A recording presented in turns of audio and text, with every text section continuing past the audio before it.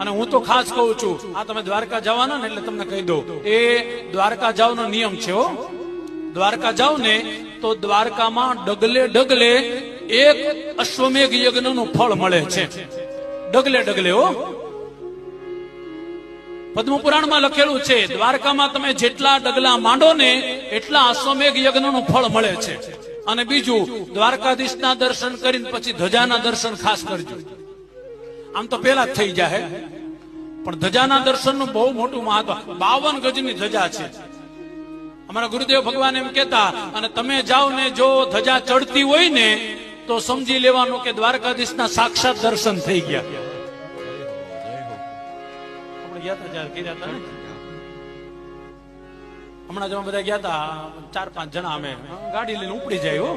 ઘરે બેઠા ન રહી, નવરા હોય ને એટલે સતત ફરતા રહીએ. એમાં દ્વારકા જવાનું